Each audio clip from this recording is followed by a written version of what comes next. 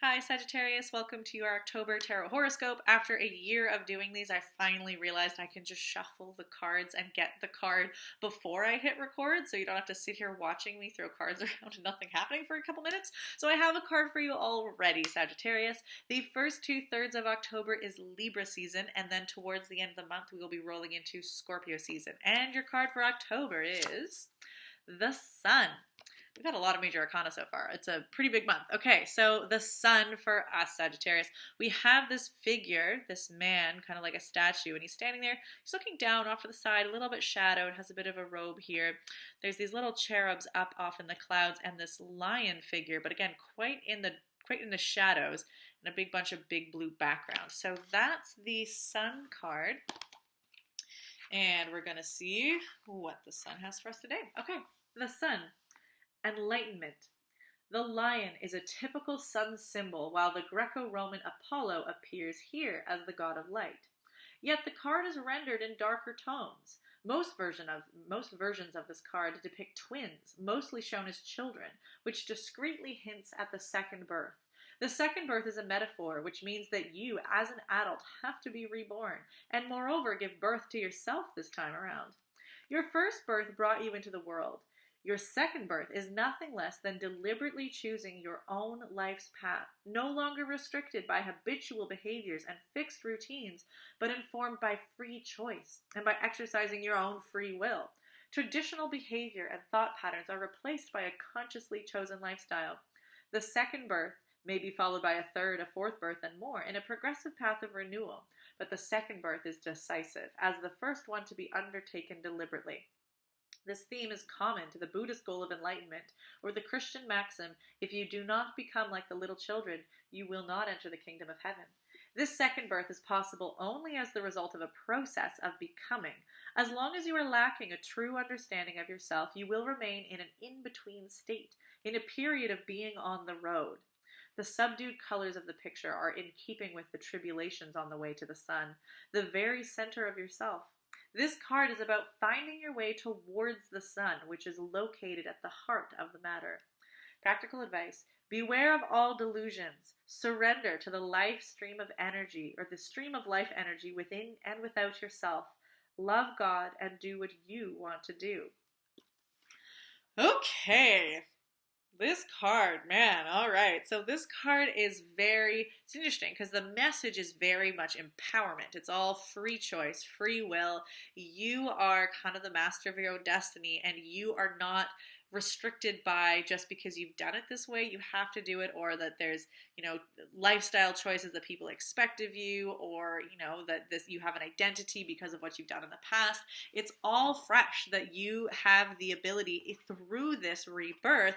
This rebirth is a change of identity. It's a new experience that in the baptism context of rebirth, it's dying to your old self symbolically so you are reborn a new being, which means now you get to move forward with different choices unattached to, the patterns that your past life or past version of yourself may have had. So this and this idea that you can have continual rebirths, you don't have to be trapped in one way of being or one kind of pattern of decisions. You can always engage in this new birth renewal, and then you get to keep choosing your life path, and it's yours. So this card is interesting in Libra season because Libra season is very often about the other. We're thinking about our relationships and our partnerships and being involved in the other person. This card is very much about you. It's about what you want, your path, your life's vision, your choice, your mission. And what first kind of seemed like a weird time, if we're like, aren't we supposed to be thinking about our partners right now? But really, the core of a partnership is that a partnership is helping you fulfill your life needs and your vision in conjunction with somebody else who is an individual that has their life vision and life purpose. And you two, in following your vision and your choice, choose to come alongside each other and fulfill your vision together, because there's some sort of edification, some kind of benefit in order for you to get your life goals realized. So the ideal partnership, and again, this can be romantic partnership, can be business partnership, anytime that people are coming together as equals in order to be aids to each other furthering their own life goals, That's an ideal partnership where the partnership doesn't dissolve the parts and then the partnership itself becomes the only goal. So often what can happen is in a kind of more toxic Libra pattern is in a partnership, the desires and the individuality of the two or the more people in it get dissolved in terms of this in favor of what the relationship needs, or a monolith, or this idea that we now have to make choices all in service to this, instead of the partnership as being designed to be in service to those who are in the partnership. So as long as the vessel of union or partnership benefits those who are in it, it is good. But as long as, if that structure no longer is benefiting those that are in it, it's not a healthy relationship anymore. And that's where this sort of Libra is not just about partnership, it's about justice. It's about balance. So a balance in a healthy partnership is an awareness of the needs and desires of each person, and an understanding that we're still good, that this partnership is still valuable, of value to both of us. And so reassessing that, checking in with, is this partnership still useful? Is it towards our goals? You're never going to be able to answer that if you as a person and they as a person, but you as a separate sovereign is aware of what it is that your choices are, what your life path is. And if you have had a rebirth, if you have died to yourself and you've come again as a new person or a new vision or new identity, since you started that partnership, then you really need to reassess and say, is this still what I need? Are my choices still in alignment? If I am now going to follow what my needs are, is that going to disadvantage this partner and no longer help them? And so we need to reassess. Or am I at risk of seeing what my new choices and desires are and then putting that aside because I have this it feels like I have a commitment to a relationship, and the commitment is to the relationship rather than to both of us getting our needs met. That's a really dangerous thing that can happen in Libra season. So this card is really saying, get to the heart of the matter. The sun in yourself is the heart.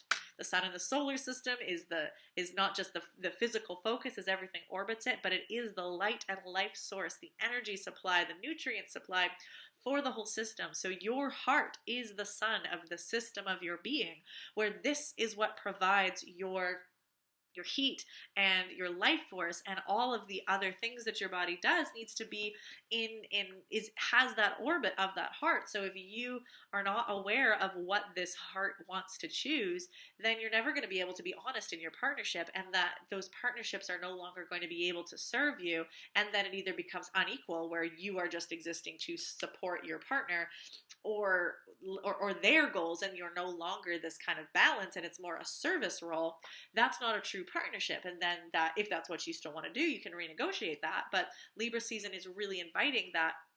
Get to the heart of the matter, understand what your choices and your desires are, and then you can negotiate as equals and decide, is a partnership what is still valuable for us, or do we need to tweak it, or how's it going to go? And they may be undergoing the exact same process. They may have had a rebirth. They may have different goals. Just because you have been, like, commitment doesn't mean a life sentence.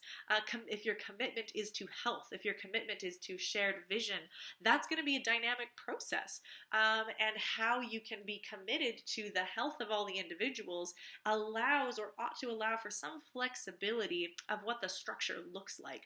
Otherwise, you're then just sort of, you're not in a commitment, you're in a bit of an enslavement that doesn't allow flexibility. So that's kind of all this Libra energy for the beginning of the month. And then towards the end of the month, we get Scorpio season. And Scorpio season is about taboo, is about looking honestly at that which maybe is hidden, or that which maybe, culturally or relationally we don't want to talk about because it's just, we don't want to go there, or trauma, things that are, maybe things that have been avoided because they've been painful, or part of this rebirth that you may have been experiencing, and enlightenment might have brought up or been a part of bringing up that trauma. So your needs might be different, and trying to honor that. So Scorpio season is adding to this mix, to this negotiation of equal peers, is adding that which may have been hidden and bringing it up so that it is a part of the conversation and it doesn't just get thrown down again, and getting stuck there to rot. So there's also the sense of Scorpio season in understanding the life and death cycle, and that death and decay is a part of renewal and rebirth, and that you do not have the space to grow new things if nothing has died. We need things to die, both in order to create the spaciousness, and to be able to recycle the nutrition so that the new thing that grows is rich and abundant and the soil doesn't get tapped out. So only growing and adding without allowing things to die is a recipe for burnout and a really kind of sickly, nothing that you grow is going to have any substance. So, but that involves facing loss. That involves facing the fear of things being annihilated and having to rest in that discomfort of, just as winter in the northern hemisphere is in the Scorpio, or the autumn death cycle is in Scorpio season in the northern hemisphere. The whole point of winter is you are trusting that things are going to grow again. But there's that you have to accept that intermediate period of a loss might contain that, oh, but it was so nice in the spring, and oh, it was so nice in the summer. You want to go back there instead of going forward to the next spring, to the next summer, to the new birth of what's going to be happening because you were able to make space. And that doesn't mean that which you have you're going to lose, and then you'll never have this partnership again, you'll have this person, this vision, but the old way of doing it may be lost. So it's not that you, in this enlightenment stage, the symbol of death and rebirth, it's not that you are completely dead, it's not that those past things didn't matter, it's that you are no longer beholden to the old way and may choose a new way. So allowing this negotiation, this assessment of the self, moving into the center of the sun, to see what your needs are, to negotiate with a partner, to understand that may come with a clearing out, that may come with a loss and a feeling of change. That doesn't have to mean that everything dies and nothing remains. You know, if we look at a tree, the leaves die, the tree's still there. The tree, the main structure of it may still be there, but things have to die to regrow. So, you know, there doesn't have to be the absolute annihilation of what was, but it's a freedom from the old way and being able to actively, conscientiously, empoweringly choose a new way that is good for you, and that somebody else is allowed to make that choice of what is good for them, and that you together get to make that choice of what is good for you, each other, the world, the community. And that's what we're really going for, is this enlightened choice, enlightened, empowered choices that we all make for our greater good and for everyone's. So that's October for you, Sagittarius. That's October for me. So good times coming up. There is a lot of retrograde energy in Libra season. The beginning of Libra season, we have 6 planets out of 8 in retrograde, and a lot of them are going to be turning direct by the end of Libra season. So there's a lot of this like coming in energy, feeling like you want to move forward, but it's really difficult. So it's a really great time to be reflecting before acting. And that's really this getting into the sun, getting into the center sun part. Highly recommend you take the Libra season workshop. I go into a lot more detail of those retrograde energies so that you can conscientiously work with them. So that's already up and available on the Libra season or on the YouTube page. This month, instead of it being pay what you can to me, it is donation-based to the Native Women's Association of Canada, part of this Libra season balance and acting in modes of justice as a value. Truth and Reconciliation Day in Canada is September 30th, and so because of that, putting all proceeds to the Libra season workshop to the Native Women's Association of Canada as part of this ongoing long-term process of truth and reconciliation and trying to get back into justice and balance. So I'd really love it if you would go to take that Libra season workshop. It'd be really helpful for you, and give really generously to that association. So that's what's up. Best of luck for you, for me, for all of us this October, and I'll see you next month, Sagittarius.